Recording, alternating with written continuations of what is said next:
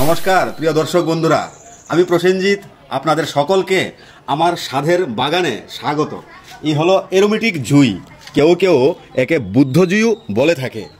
আমি এই সাদা রঙের বুদ্ধ জুইয়ের পাশাপাশি একটা সম্পূর্ণ রকম আলাদা বিরল রঙের একটা বুদ্ধ জুই সংগ্রহ করেছি, যেটা নাকি হলুদ রঙের।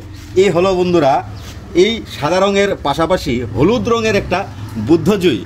এই বুদ্ধ জুইটা প্রতিপালন করা খুবই সহজ। আপনারা সকলেই এরকম বুদ্ধ জুই নিজের বাগানে রাখতে পারেন। ফুলের বন্যা বয়ে দেবে এবং তার গন্ধে আপনার পারিপার্শ্বিক অঞ্চল মুখরিত হয়ে যাবে। বন্ধুরা, চলুন এই বুদ্ধ জুই কীভাবে প্রতিস্থাপন করতে হয় সেটা আপনাদেরকে সম্পূর্ণ শেয়ার করব এবং সহজ পদ্ধতিতে কিভাবে রাখা যায় এই পদ্ধতিটা আপনাদের সাথে দেখাবো। চলুন বন্ধুরা, এই হলো আমার টবের আয়োজন, অর্থাৎ গাছের খাবার। সবগুলি গাছের উপযুক্ত খাবার প্রথমে আমি তৈরি করে নিয়েছি। এখন গাছটা আমি এই টবের মধ্যে রোপণ করব। গাছের পাশাপাশি টবও খরিদ করতে হয় বন্ধুরা। গাছটা খরিদ করার সাথে সাথেই আমি টবটা খরিদ করেছি। আপনারা 10 ইঞ্চি টব থেকে শুরু করে যে কোনো আকৃতির টব এই বুদ্ধ জুইয়ের ক্ষেত্রে ব্যবহার করতে পারেন।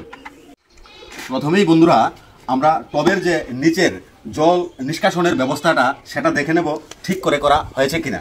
ভালো করে হোল করে নিয়েছি। এই হয়ে গেল ড্রেনেজ সিস্টেম। একটা পরিমাণ বালু এবং গোবর সারযুক্ত মাটি একসঙ্গে মিশিয়ে নিয়েছি। এই হলো গোবর সারযুক্ত মাটি। এটা নর্মাল মাটি, দোআঁশ মাটি।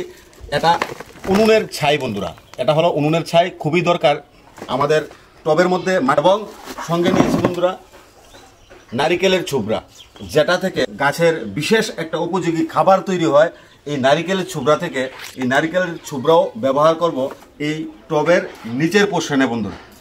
সঙ্গে নিয়েছি কাঠের গুঁড়ো, অর্থাৎ কার্পেন্টাররা কাজ করার পরে যেই কাঠের গুঁড়োটা রয়ে যায় সেই কাঠের গুঁড়োটাও আমি ব্যবহার করি টবের ভিতরের পোর্শনে। কোনো রকম কাঁচা জিনিস টবের মধ্যে আমরা ব্যবহার করব না, কারণ রান্নাঘরের কাঁচা সবজি খোসা বা অন্যান্য ধরনের লতা পাতা ব্যবহার যদি আমরা টবের মধ্যে করি তাহলে এটা মাটির নিচে চাপা পড়ে যখন ডিকম্পোস্ট হবে, সেই ডিকম্পোস্ট হওয়ার সময় যে উত্তাপ বাড়বে সেই বজ্র পদার্থের, সেই উত্তাপের ফলে গাছের শিকড়ে প্রচণ্ড পরিমাণ ক্ষতি করতে পারে বন্ধুরা। সেখানে ফাঙ্গাস সৃষ্টি হতে পারে বা পচন ধরতে পারে সেই গরমের ফলে, উত্তাপের ফলে। যেই সময় ডিকম্পোস্ট হবার প্রক্রিয়া চলবে সেই কাঁচা পদার্থর মধ্যে। তাই বন্ধুরা আমরা কোনো রকম কাঁচা সবজি বা কাঁচা খাবার গাছের জন্য ব্যবহার করব না। ছুবড়াগুলিকে টেনে একদম আলাদা আলাদা করে নেব, কারণ এই নারিকেলের ছোলা থেকে গাছের খুব শক্তিশালী খাবার তৈরি হয়। যে খাবারটা আমরা দোকানে কিনতে পারি কোকোপিট হিসেবে, কেজি হিসেবে বিক্রি হয়, কিন্তু সেটা আমরা যদি নারিকেলের ছুবড়াগুলিকে ছিঁড়ে একসঙ্গে করে তা গাছের গোড়াতে ব্যবহার করি, একই রকম শক্তি পায় গাছ বন্ধুরা। প্রথমেই বন্ধুরা কাঠের গুঁড়োগুলি টবের নিচের পোর্শনে রেখে দেব, কারণ কাঠের গুঁড়োগুলি জল নিষ্কাশনে খুবই সুন্দর রাস্তা বানিয়ে দেবে গাছের জন্যে। তাই কিছুটা কাঠের গুঁড়ো টবের নিচের অংশটাতে দিয়ে দেব। কিছু নারকেলের খোসা রেখে দেব বন্ধুরা। এইভাবে চারিদিকে ছড়িয়ে ছিটিয়ে সমানভাবে ছড়িয়ে দেব, যেন জলটা ভালো নিষ্কাশন হয় এবং ধীরে ধীরে এগুলি ডিকম্পোস্ট হয়ে গাছকে শক্তিশালী খাবার হিসেবে হাতের কাছে পৌঁছে দেয়। নারিকেলের ছুবড়াগুলি আলাদা করার পর যে নিচে গুঁড়ো পড়ে রয়েছে সেটা একদম ডাইরেক্ট কোকোপিট। এগুলি ডাইরেক্ট কোকোপিট, যে দোকানে আমরা খরিদ করি কেজি হিসেবে। এই যে ডাইরেক্ট কোকোপিট।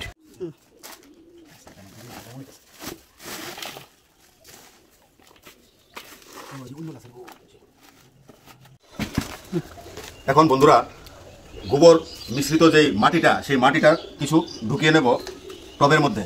এখানে বালুও সঙ্গে মিশানো আছে।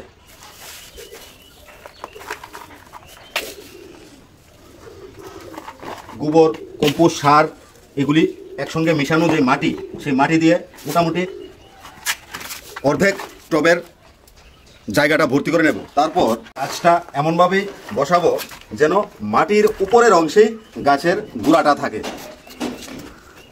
হলুদ রঙের এরোমেটিক জুই, বুদ্ধ জুই ফুল গাছ খুবই বিরল, খুবই কম দেখা যায় যে রঙের বুদ্ধ জুই ফুল গাছটা, সেটা আমি সংগ্রহ করতে পেরেছি আমি নিজেকে অনেক অনেক আনন্দিত উপভোগ করছি। এই উপভোগের পুরোটা বিষয় আপনাদের সাথে শেয়ার করছি গাছটা রোপণের মাধ্যমে বন্ধুরা।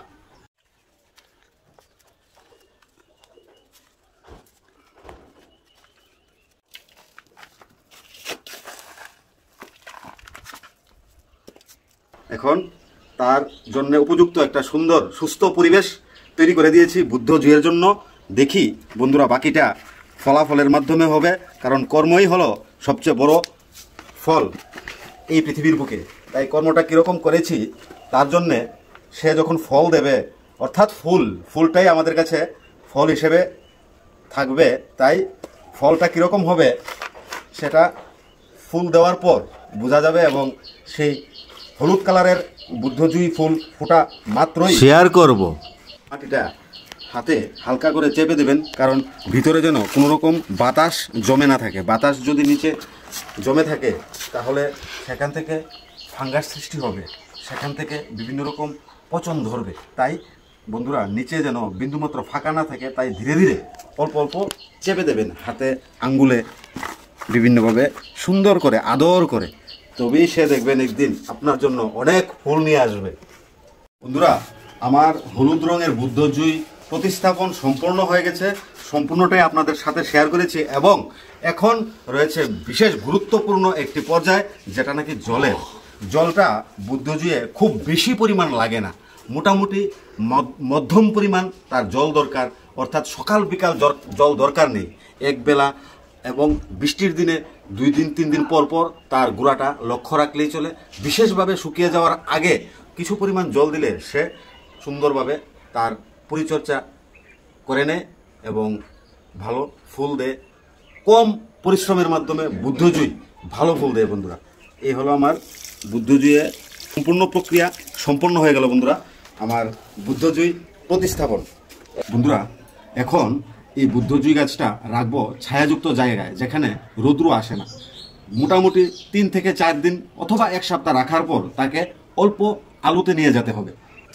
বন্ধুরা দেখুন আমার অর্কিড রয়েছে এখানে, অর্থাৎ এখানে রৌদ্র খুব একটা বেশি আসে না, দিনের আলো আসে ঠিক আছে, ডাইরেক্ট সানলাইট পড়ে না এখানে। তাই আমি এখানেই তাকে রাখবো মোটামুটি সপ্তাহখানেকের জন্য। সপ্তাহখানেক এই টবের মধ্যে যখন বুদ্ধজুই সেট হয়ে যাবে, তখন তাকে আধা বেলা যে জায়গায় রৌদ্র লাগে সেই জায়গায় নিয়ে প্রতিস্থাপন করব।